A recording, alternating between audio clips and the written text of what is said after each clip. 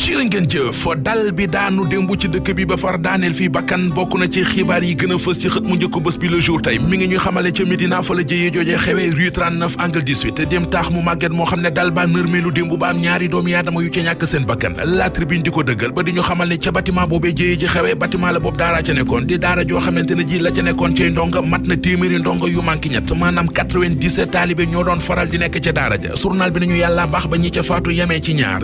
ñi ñàkk seen bakkan ci yëf yi kenn ki mi ngi ci xët mu njëkk l'Observateur Maam Roqee Jéy la tudd di xale bu jigéen bu tolloon ci fukki at ak juróom-ñaar fanweeri fan ak benn ci weeru sulet di dimanche ji di ñëw ci la wotey député yi ci réew mi le vrai journal nañu candidat yi bëgg a dooni député léegi tey seenu campagne jeex ñaari fan a leen dese ngir ñu mën a convaincre nit ñi benn fan ngir mën a wane seen bopp Mamadou Diagne Sy Mbengue coordonnateur comité électoral bu Benno Bokk Yaakaar ci département bu Tivaouane mi ngi wane boppam ci xët mu njëkk journal Le Mandat Mamadou Diagne Sy Mbengue nee na élection député yi ñu jëm Benno Bokk Yaakaar da koy gagné ak ndam lu amul benn werante ci mboolem commune yi ci Tivaouane ak ci département bi Ousmane Sonko Vox Populi nee nañu mi ngi radicaliser jeunes yi nee na leen nañu dem jëli seen identité waajal élection yi bu ñu demee ñu bañ leen ko jox nañu dajji préfecture yi jëlal ko seen bopp moom ci boppam di Ousmane Sonko moom ak Macky Sall ñoom la Walf Quotidien xëy ci seen xëtu njëkk ba dañu xamal ne ci élection législative yi ñu jëm kenn tane wala ci fan la ñu jëm ñoom ñaar dañoo brouiller piste yi lépp lëndëm l'Observateur mel ne ku naan ñu li lëndëm dëgg kay moo di ne wotey dimanche yi nar a tëddee ne bari na yu bizarre yu ci am système beeg ni ñu ko tëralee l'Observateur nee nañu bu ñu ko doxalee dina am ci coalition yu mu dul baax waaye dina am ci ay coalition yoo xam ne seen bamba dana ca maase ne lu mu néew majorité bu